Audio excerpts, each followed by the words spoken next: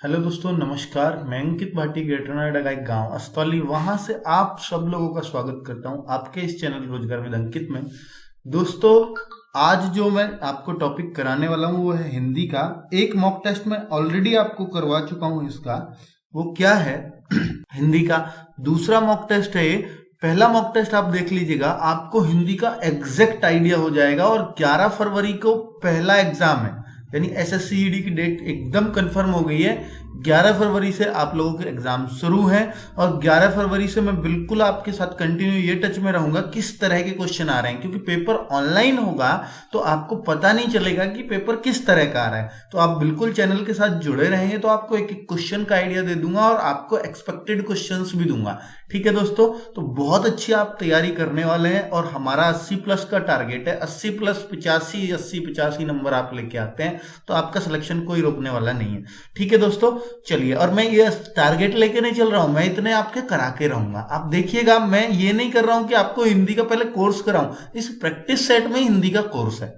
ठीक है, तो आप सिर्फ प्रैक्टिस सेट करिए, इसमें ही समझा देता हूं कि भाई वो चीजें क्या हैं जो आपको आनी है। तो दोस्तों, यही आपका पैटर्न रहेगा, बिल्कुल 100% पैटर्न यही रहना है। तो मैं कुछ का कुछ बोल दिया है, इसमें कोई त्रुटि आपको बतानी है कहां पर है। दोस्तों, ये बोलने में अजीब नहीं लग रहा आपको? मैं कुछ का कुछ बोल दिया है, मैंने कुछ का कुछ बोल दिया है, यहां पे त्रुटि है, अर्थात ए ऑप्शन करेक्ट हो जाएगा, क्योंकि हमें अशुद्धि वाला ही ऑप्शन ढूंढना है। जब वह मेरे घर आई तो 8 बजा था, तो हम कभी ऐसे बोलते हैं क्या? जब वह मेरे घर आई तो 8 बजे थे। 8 बजा था कभी नहीं बोलते, बहुवचन में बोला जाता है कभी भी बजे वाली चीज को। ठीक है, निम्न में से वाक्य में शुद्ध रूप का चयन कीजिए। एक तो वो ABCD ऐसे करके आ जाता है, एक ये अलग अलग सेंटेंस लिखा होता है हर किसी में, तो ये भी एक तरीका है इसको देने का। तो देखिए इसमें कैसे है, वह दंड पाने योग्य, वह दंड लेने योग्य, वह दंड के योग्य, वह दंड देने योग्य। ये बड़ा खतरनाक सवाल है। ठीक है, तो इसको आप ध्यान रखेंगे, वह दंड के योग्य है, ना पाने ना लेने ना देने, दंड के योग्य है, इसमें ही सब कुछ है। ठीक है, न देने की बात है ना लेने की बात है, वो समझ में आ गया दंड किसको देना है किसको लेना है। वह दंड के योग्य है, हमें आपको खुद ही समझ में आ गया होगा उसको दंड देना है। सीधी सी बात है कि नहीं? ठीक है। तो पर्यायवाची शब्द बताएं, तो पर्यायवाची किसका बताना है? वारिद का। अब ये 4 ऑप्शन दिए हैं। ठीक है, वारिद का पर्यायवाची इनमें से कौन सा है? वारिद, देखिए दोस्तों, देखिए वारी होता है जल, आपको सीधी बात बता दूं, वारी होता है जल। ठीक है, अब वारिज लगा दूं, किसी में भी वारिज लगा दूं तो बन जाता है ये आपका क्या? कमल का। और अगर मैं इसमें वारिद लगा दूंगा, दे लगा दूंगा, तो ये बन जाता है बादल का। ठीक है ना? तो ऐसे ही आप और भी, जैसे अंबु है, अंबु, तो अंबुज लगा दूंगा तो कमल का, और अंबुद लगा दूंगा, दे लगा दूंगा तो बादल का, बादल में दे आता है। ठीक है, और जय लगाते ही ये कमल का बन जाता है। कमल में पंकज, पंकज भी तो कमल का होता है, तो जय वाला पंकज का होता है, मतलब कमल का होता है। ठीक है दोस्तों, क्लियर है ना बात? तो ऐसे ही आप पानी वाले के, जैसे नीर है, नीर, तो अगर मैं नीरज लगा दूं तो कमल का। नीरद, हर पानी के पर्यायवाची में दे और जय लगाने से कमल के और बादल के बन जाते हैं। तो क्लियर है बात? शेर का आप देखो, तो शेर, शेर का पर्यायवाची इनमें से कौन सा? चीता नहीं है तो अलग चीज है। सावक तो शेर का बच्चा होता है, तो ये होता है इसमें केसरी, तो शेर का पर्यायवाची है केसरी। नेक्स्ट है दोस्तों विलोम शब्द। आलोक का विलोम शब्द आपको बताना है। अद्भुत है, अज्ञात है, अंधकार है, रात्रि है। ठीक है, तो आप कहेंगे आलोक का, आलोक होता है प्रकाश, प्रकाश का पर्यायवाची है, तो इसका अंधकार हो जाएगा। समझ में आ गई ना बात? आलोक प्रकाश को बोलते हैं। मौन, मौन का, मौन होता है जो चुप रहे, मुखर जो सबसे बातें करता रहे, तो मौन का मुखर। बिल्कुल देखिए, मैंने 100 टॉप 100 बेस्ट 100 विलोम शब्द का बना रखा है, आप उनको देख लोगे, आप ऐसे पर्यायवाची को कभी गलत नहीं करोगे।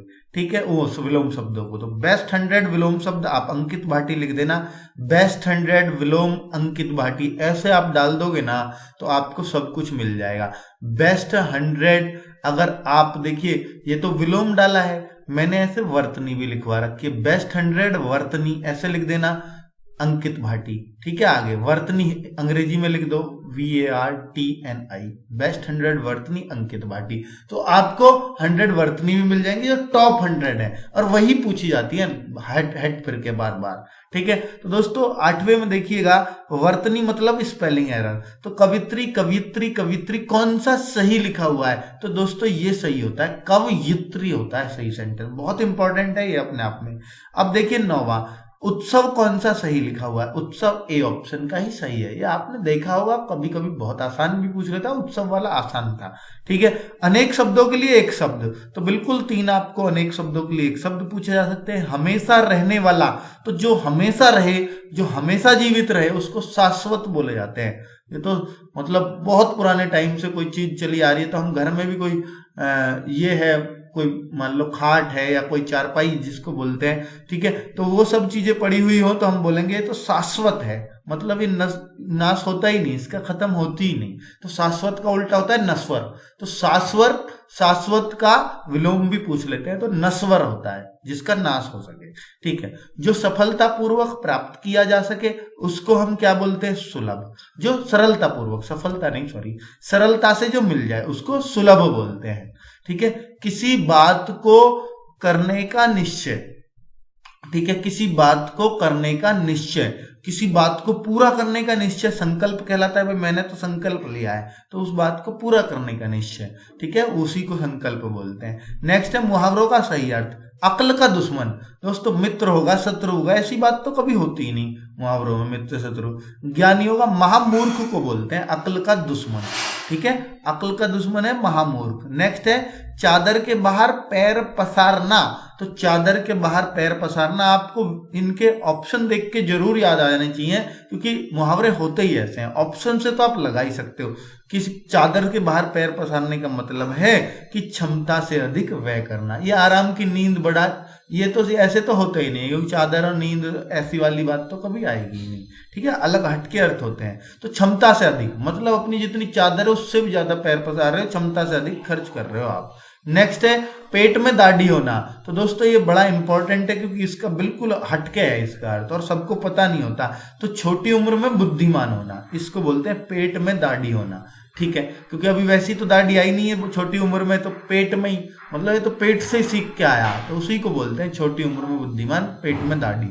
किसी व्यक्ति वस्तु या स्थान के नाम को कहते हैं। किसी वस्तु, व्यक्ति वस्तु के स्थान के नाम को हम संज्ञा कहते हैं, आप सबको पता है। नेक्स्ट है पुल्लिंग शब्द क्या है? तो पुल्लिंग शब्द क्या हो जाएगा?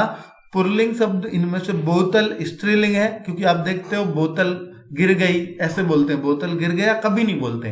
कलम टूट गई, कलम खो गई, कलम खो गया कभी नहीं बोलेंगे। दीवार रंग गई, ठीक है, दीवार हिल रही है, तो ये स्त्रीलिंग की तरह बोले जाते हैं। मोबाइल कैसे बोला जाएगा? मोबाइल खो गया, ठीक है, उस तरीके से बोला जाता है। नेक्स्ट है दोस्तों अता पता में समास क्या है? दोस्तों अता पता एक समास, देखिए मैंने इसमें समास हो सकता है ना पूछा जाए, संज्ञा हो सकती है ना पूछा जाए, पुल्लिंग हो सकता है ना पूछा जाए, पर फिर भी अगर पूछे गए तो इस तरह के बेसिक क्वेश्चन पूछे जाएंगे, तो मैंने वो शामिल कर लिए हैं। जरूरी नहीं है कि ये पूछे जाए, क्योंकि अब तक नहीं पूछे गए, पर इस बार क्योंकि बेसिक चीजें पूछी जा सकती हैं, इसलिए मैंने शामिल किया है। अता पता, माता पिता, बाप बेटा, ये जो चीजें होती है ना, चाचा चाची, आकाश पाताल, जिनमें ये योजक चिन्ह आता है, इन सभी समास में द्वंद्व समास होता है। ठीक है, जो शब्द दोनों एक साथ बोले जाते हो तो उनको हम द्वंद्व समास में लेते हैं। आपको समझ में आ गई बात? द्विगु समास वो होंगे जिनमें संख्या आएगी, जैसे नवग्रह, दशानन जिसके 10 आनन हो, ठीक है, तिराहा जिसमें 3 राह हो, चौराहा जिसमें नवरात्र 9 रात्र हो, तो जिनमें गिनती होगी वहां द्विगु समास होगा। आपको बात आ रही है ना समझ में? चलिए नेक्स्ट है धर्मांध। तो मैंने 4 क्वेश्चन इसमें शामिल किए थे जो बिल्कुल हटके थे, आज तक नहीं पूछे गए हैं एसएससी जीडी में, ये चारों। ठीक है, एक किसमें? संज्ञा का, एक पुल्लिंग का, एक समास का और एक संधि का। कभी पूछ ना ले, इस वजह से मैंने आपको ये थोड़ी साइड की चीजें करा दी हैं। तो धर्मांध में कौन सी संधि है, चांस नहीं है कि पूछा जाए, पर फिर भी एक आध सेट में मैंने डाल दिए हैं। तो धर्मांध में कौन सी संधि है, धर्म आंध। तो धर्म, इसको अगर तोड़ोगे, धर्म ए पे खत्म हुआ, अंध ऐसे शुरू, तो जहां पर एक सा होता है एस पे खत्म। देखिए आप क्या हो, ये ए पे कहां खत्म है, धर्म में ए बोलता है बाद में, धर्म ए, और ये ऐसे ही शुरू, जहां पे एक से वर्ड से खत्म और एक से ही वर्ड से शुरू होता है वहां पर दीर्घ संधि होती है। ये आप सोचो आका डंडा जिसमें भी आता है ना, और वहां से टूट रहा हो शब्द, तो आप समझ लो दीर्घ संधि आएगी। ठीक है, बड़ी से टूटे, बड़े आ से टूटे, और बड़े ऊ से अगर शब्द टूटता है वहां पर दीर्घ, दीर्घ माने बड़ा, तो इससे स्पष्ट हो जाता है। नेक्स्ट है, वाक्यांशों को एक उचित क्रम में लगाकर वाक्य पूर्ण करो। आर्थिक समस्याएं, अब इसको एक क्रम में लगाना है आपको, और आप खुद लगा सकते हो। देखो आर्थिक समस्याएं दिनों दिन किसानों की बढ़ती ही जा रही हैं, तो आप खुद बताओ कैसा सेट, कैसा रूप दे सकते हैं इसको। तो मैं ऐसे कहूंगा, किसानों की आर्थिक समस्याएं दिनों दिन बढ़ती ही जा रही हैं। अच्छा लग रहा है ना सेंटेंस। तो किसानों की मतलब 3, आर्थिक समस्याएं मतलब 1, दिनों दिन मतलब 2, बढ़ती ही जा रही है मतलब 4 नंबर पे। तो 3 1 2 4 आपका ऑप्शन सी लग जाएगा। क्लियर है ना बात। नेक्स्ट क्वेश्चन पे चलता हूं दोस्तों। एक गद्यांश है। गद्यांश 2 तरह के होते हैं, एक मैंने हिंदी के प्रैक्टिस सेट 1 में देख लीजिएगा, उसमें खाली स्थान वाला कराया है, और एक ये प्रश्न उत्तर वाला आता है। तो अब हम प्रश्न उत्तर वाला कर लेते हैं, खाली स्थान का हमने वहां कर लिया। तो जरा देखिए 5 क्वेश्चन इसके ऊपर है और बिल्कुल पूछे जाएंगे। तो इस पैराग्राफ को पढ़ लीजिएगा, बहुत आराम से पढ़ सकते हो, बहुत देर मैंने आपको दिखा दिया। ठीक है, रोक के पढ़ लीजिए वीडियो, और अब आप इसके क्वेश्चन आंसर छांटना सीखिए। ब्रिटिश साम्राज्य ने अपनी नाविक शक्ति क्यों इतनी प्रबल बना ली थी?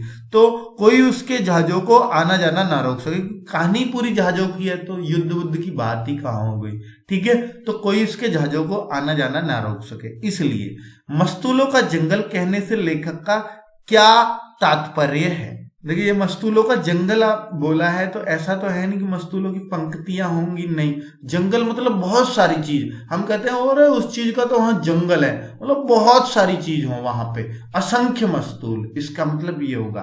त्राही त्राही मच जाने का अर्थ क्या होगा दोस्तों? हाहाकार मच जाना, हल्ला मच जाना। तो ऐसे आप देखोगे हल्ला गुल्ला की तो बात ही नहीं है यहाँ पे, हाहाकार मच जाना ऐसा मतलब है। ठीक है, तो त्राही त्राही मच जाना का मतलब है हाहाकार मच जाना। टक्कर लेने का अर्थ है होता है इसमें, आप देख लीजिएगा, तुलना करना कोई बात नहीं है, टकराना, किसी चीज की टक्कर नहीं हो रही है, मुकाबला करने की बात है कि कोई उसकी टक्कर नहीं ले सकता, मतलब मुकाबला नहीं कर सकता।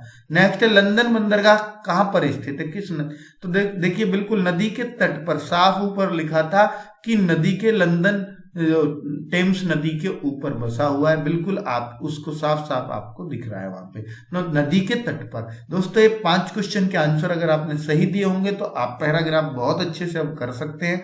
उम्मीद करता हूं ये चीज आपको बहुत अच्छा लगा होगा, ये टेस्ट, और बहुत अच्छे से आपको समझ में आया होगा। एसएससी जीडी से लगातार हम लोग जुड़े रहेंगे। आपको रीजनिंग का भी मैं प्रैक्टिस सेट दे चुका हूं, मैथ्स का भी दे चुका हूं, और भी आगे देता रहूंगा, और ये कंटिन्यू हमारी सीरीज चल रही है। और 11 के बाद तो हम एकदम धुआंधार मचा देंगे। चलिए दोस्तों, ओके, बाय बाय, फिर मिलते हैं।